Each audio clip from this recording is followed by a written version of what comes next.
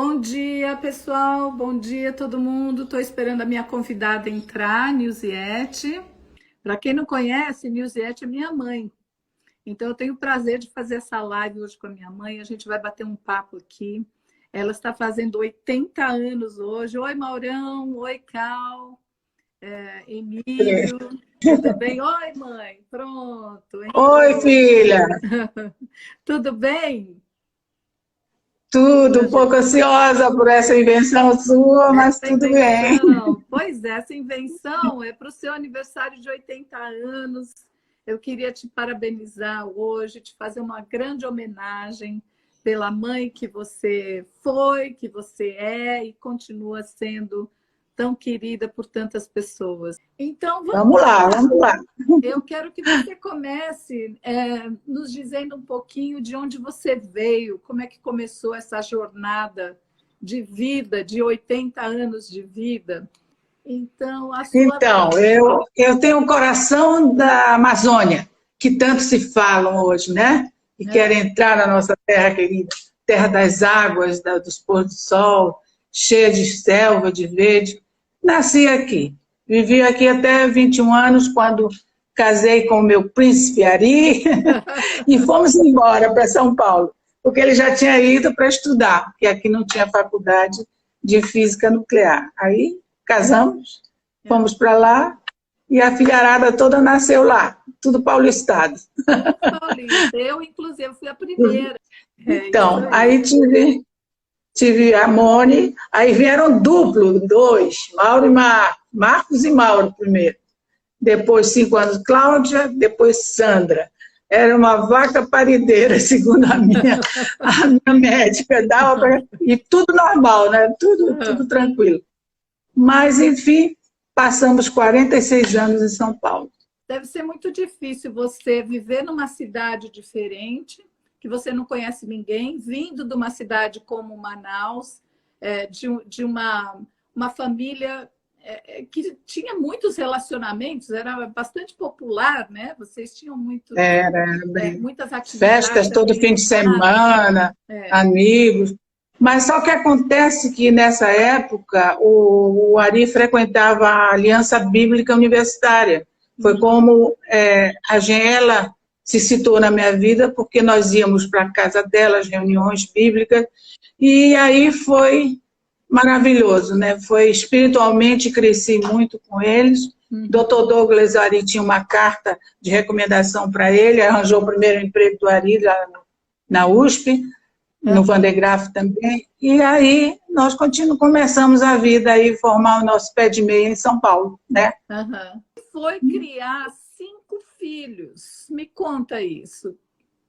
Olha, parecia um clube lá em casa, né? Porque eu nunca recusei os amigos, né? Então, como o ditado sempre tinha, isso até antes de 12 anos, essa fase que estamos falando, é até uns 12 anos, né? Mais ou menos que era assim, toda a turma que a gente morava no condomínio, que as mães todas tinham filho da mesma idade, então fazia bolo, entravam, vinham comer bolinho a tarde toda, todo mundo sentado, comendo, depois iam brincar lá à frente da casa. Mas olha, Então foi muito bom. Você sabe que isso foi muito especial para muita gente, né? Tem gente que até hoje, quando a gente se reconecta e fala, nossa, sua mãe, a tia Nilziete. E a nossa casa era um lugar de reunião. Era o centro, era a reunião, era assim. Tomava um banho numa piscina de plástico, mas toda molecada lá na frente do pátio, era uma danação danada. Eu queria falar sobre esse momento onde você começou a sair de casa, né? Porque você, durante muitos anos, até acho que meus 12 anos, Cláudia tinha por aí, 12, né? Depois que a Sandra nasceu, né? Que a Sandra nasceu em 75, né? Foi quando você começou a primeiro tirar carta, né? Foi com a Cláudia, com a Claudinha. Foi quando a Claudinha tinha, acho que 1 ano. Ela ficava da janela dando tchau e a autoescola ia me buscar. Foi quando começou, eu queria sair, né? Já por influência de uma época onde a revista Cláudia trazia a Carmen da Silva, a grande psicóloga feminista, e aí a gente começava a ler as reuniões na escola de pais, e aí eu falei, não, eu preciso buscar alguma coisa agora para mim, que eu gosto de fazer as coisas, tudo. Essa reunião de pais, eu me lembro na escola Pais e Filhos, né, com a Fernanda, que era diretora da escola, e ela começou a trabalhar a questão do humanismo. Com as mulheres. Com as mulheres todas. Liberação feminina, né, os direitos da mulher. Isso tudo foi nessa época do humanismo, da liberação feminina. Conta um pouquinho dessa época. Da queima dos sutiãs, eu falei, queimar sutiã não, não tem dinheiro para queimar sutiã. Mas lá foi essa época exatamente que as mães dessa escola começaram a pensar em sair. Tanto que eu virei ceramista, a outra virou motorista da condução da escola. A tia Maria. E assim foram, a cada uma buscando o seu esquema de trabalho para se ser pessoa, né? Por conta disso, você assumiu mesmo o papel da mulher que quebra os padrões, né, daquela família tradicional, da mulher que fica em casa. E você começou a empoderar outras mulheres também, né? Que eu me lembro que na rua você era líder. A gente fazia reuniões, né, nas casas uma das outras também. A Leila Mirandola está trazendo umas memórias legais aqui, que você era líder das ceramistas e que você queria que todo ceramista fosse artista, né? A Cláudia lembrou do SPAD também. Então, tudo começou no SPAD, né? Você saiu para dirigir, começou a sair de casa, resolveu fazer um curso de decoração, né? SPAD, e aí me conta, você se apaixonou pela cerâmica lá, não é isso? Né? Eu fui pesquisar abajur, pé de abajur para um cliente, né? Porque eu fiquei com uma amiga sendo sócia para a decoração, de que ela fazia. Lisa, né? Ela tinha, a Lisa. Ela tinha e ela era decoradora. Eu fui fazer o curso. Aí fui pesquisar. Quando eu cheguei lá na rua Oscar Freire, entrei e vi aqueles abajus lindos. Eu falei, mas que diabo é isso? Porque na minha terra só é bilha de cerâmica vermelha, né? Aqui tudo colorido, maravilhoso. Que isso? Eu quero aprender isso. Aí fui fazer o curso lá, era na Faria Lima. Aí entrei também numa escola da Sueli Graça, foi quando comecei a cerâmica. Aí, em seguida, já tinha essa professora, era da Comissão de Arte da ABC. Aí eu comecei a participar também. No fim, fiquei por quase 30 anos coordenando a Comissão de Arte da Associação Brasileira de Cerâmica. E aí a gente entra numa seara muito interessante da sua vida como ceramista na ABC. Foram quase 20 anos, né? Quase 30 anos, muito tempo. Eu me lembro dos congressos que você ia, você também chegou organizava. A mapear todos os artistas cerâmicos do Brasil inteiro, né? Não, uma coisa mais importante, não sei se Leila lembra, era transformar, por exemplo, a ABC é industrial e é científica, né? Com os institutos. Mas as artistas enfeitavam com suas potes. Eu falei, não, vamos ver como é que ela faz isso tecnicamente. E vamos botar como se fosse um trabalho técnico nos painéis que as pessoas têm que aprender. E aí elas apresentavam esses trabalhos já em forma técnica, que dava o abstrato para elas fazerem. E eu ouvi um congresso muito bom, que tinha 14 trabalhos técnicos de artista. Aí eu falei, meu Deus, isso para mim foi uma grande vitória para impor aos industriais, aos homens, que as ceramistas não eram ilustradoras, elas também sabiam, têm técnicas. Isso foi uma das grandes vitórias também nesse trabalho da ABC. E eu acho que tem uma herança muito grande também dentro do mundo cerâmico que pouca gente conhece, né? Porque já faz algum tempo, a memória acaba se perdendo, porque ninguém escreveu, né, dona Nisiete? A Mônica Carabolante queria fazer essa compilação. Porque eu peguei e coloquei também, havia o anuário da cerâmica industrial, mas não tinha a parte de arte antes de eu entrar. E aí eu colocava o anuário, eu tinha que fazer a chamada apresentar os artistas e fazer uma matéria, né? Aham. Então, isso foi muito importante, porque eu documentei várias artistas na época dos anos 80, e gente da pesada, boa mesmo, mas que estão só na revista Cerâmica lá. Trazia um pouquinho do mapeamento que você fez no Brasil inteiro, de todos os artistas cerâmicos do Brasil. Aí foi mais no artesanato, porque eu dividi nessa época, era em cerâmica, deixa eu lembrar, né? Índia, popular e contemporânea. Uhum. Então, eu, por exemplo, na popular, eu fui chamada para ser assessora no órgão chamado Sutaco de Artesanato. Que foi e aí eles... Eu me lembro que o ministro do Trabalho era o Almir Pazianotto, não era isso? E aí a gente viajou. Era do estado de São Paulo? Ele era federal porque houve uma exposição lá de artesanato em Brasília, num dos congressos. Mas o que eu digo é que a gente dividiu assim, eu dividi o Vale do Ribeira e o Vale do Paraíba, porque cerâmica nasce na beira de rio, onde tem a argila, né? E aí eu mapeei para Sutaco, visitando as comunidades que fazem cerâmica, principalmente no Vale do Ribeira. Foi quando eu cheguei àquele município de Apiaí, que é o meu xodó até hoje, né? Mas nunca mais voltei lá. Contar essa experiência, porque essa experiência mudou a vida de um povo inteiro, né, mãe? Havia as feiras nacionais de artesanato. Todos os estados apresentavam. E aí que era muito lindo. A gente fazia palestras, tinha exposição e era venda. E de muita qualidade também, né? Nossa, todo artesanato de cada estado e dos seus municípios. Foi muito interessante. E daí que eu fui fazer um trabalho específico em Apiaí para melhorar as queimas, que eram muito frágeis. Foi criado um museu lá em Apiaí, algumas ceramistas foram lá fazer curso.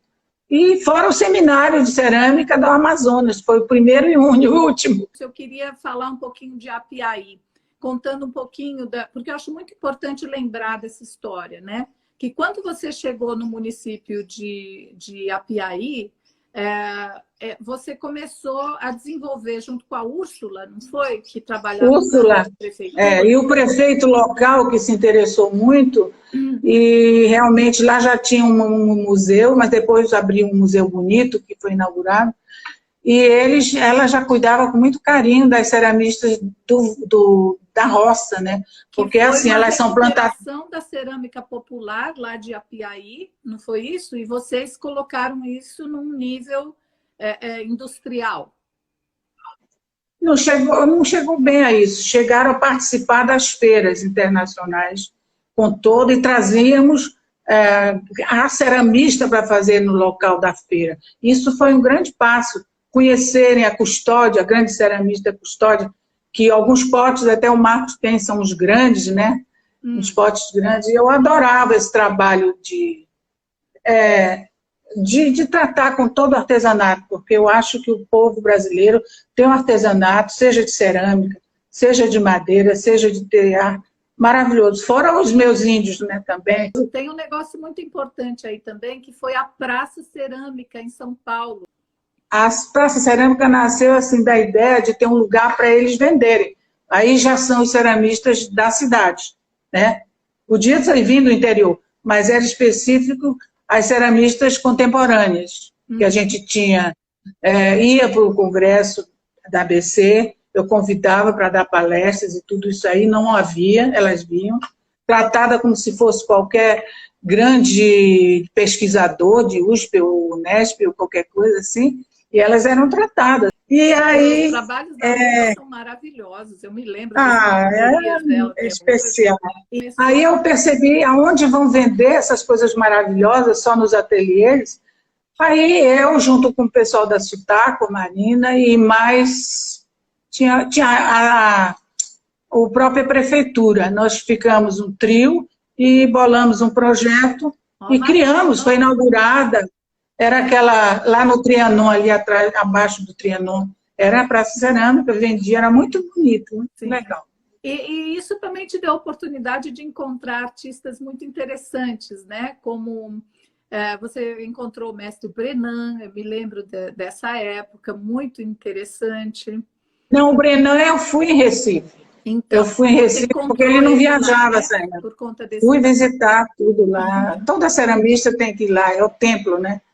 Fui ver os fornos, as coisas maravilhosas que é feito lá na fábrica. A gente ficava vendo os fornos funcionarem, o forno de esteira, que eu nunca tinha visto. A gente põe a peça aqui, saía lá já queimada, tudo pintado. Eu não conhecia, então fui aprendendo, vendo técnicas, mas não era muito para mim, era para a gente desenvolver mais em nível nacional uma cerâmica que tivesse a altura do exterior, né? Como até hoje, para chegar ao mesmo nível. E chegamos. E aí você se envolveu Maravilhoso. também por conta disso, da melhoria da massa e do esmalte. Você Lá se no Apiaí, envolveu né? com a Small Glass, não foi isso? Você passou a representar a Small Sim. Glass? Não, primeiro eu fui empresária, fui Que importadora. bonitinha a Leila dizendo, Não não se tinha. faz mais Nilziete, não se faz mesmo. Eu percebi que nós só tínhamos argila, era muito. Hoje em dia tem uma variedade, tanto dos fornecedores aí de São Paulo, ou de outras partes do país, nós, materiais, mas não havia uma pequena amostra de argila. Aí eu me meti a ser importadora, eu criei uma empresa, Dynams, e importei da Holanda, materiais de primeira, porcelana, ninguém tinha porcelana para trabalhar, e aí muita gente, acho que a Leila comprou muita porcelana, não sei, deve ter Disse comprado. aí que ainda tem porcelana de Limoges. De Limoges, vinha de Limoges, chique, né? Mas foi uma época que eu fiquei muito cansada, porque eu tinha que importar, pagar o importador e ainda vender tudo isso e ter dinheiro para pagar o importador. Depois de 2 ou 3 anos, fizemos muita exposição, patrocinei muitos eventos usando essa cerâmica e o pessoal gostou de ter argilas boas e tudo, mas aí o próprio fornecedor foi desenvolvendo, hoje está perfeito. E aí foi assim, mas aí eu deixei um pouco. De você participando na parte técnica do desenvolvimento, tanto de massas quanto dos esmaltes. Eu me lembro de você dando... Sim, aí foi... Sentido, né? Nessa época, a Small Glass verificou que eu estava fazendo importação. Aí me convidou para ser consultora. Fui durante, acho que, 2 anos seguidos em consultora, ganhei muito bem com isso deles, e criei até um mostruário dessas argilas e esmaltes que eu trouxe, né?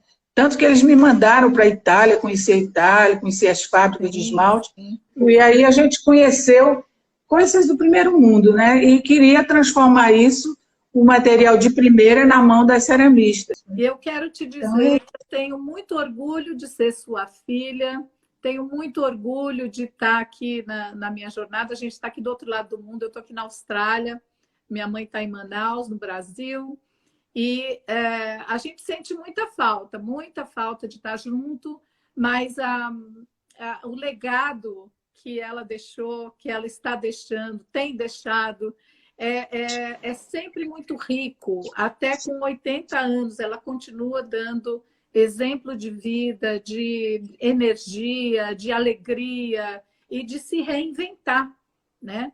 Então, eu vejo hoje, eu tenho trabalhado com muitas pessoas que estão querendo se reinventar, mudar de carreira, descobrir o que amam fazer, e às vezes não é tão fácil, até por causa da bagagem familiar, cultural.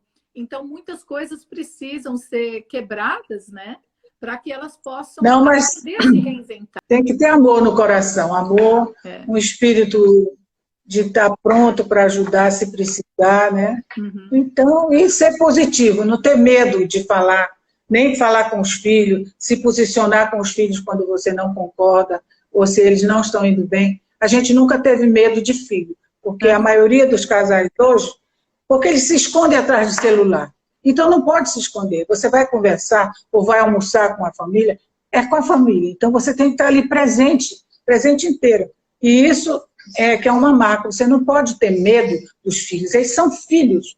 Eles dependem da tua posição no limite, na limitação, no exemplo. Então, você tem que olhar para você e ver que são filhos que dependem da tua caminhada. Isso é um norte que realmente guia a gente. No meu coração eu tenho muito isso presente. E eu queria deixar aqui os meus parabéns aos 80 anos da dona Nilziete, minha mãe querida. Nossa, mãe, é muito tempo. O tempo meu passa amor, rápido, né, isso mãe? aí. Que você viva bem, Viu? tenha vida longa, com muita saúde, com muita alegria, muita paz, muito amor. Nós amamos muito você. Tá Eu bom? agradeço por isso, até realmente não é tão ruim fazer live. Óbvio. Né, não? Muito obrigado, amigos. Obrigado Beijo, por mãe. tudo. Agradeço e amo muita gente. Bom dia para vocês. Bom dia. Bom dia. Namastê.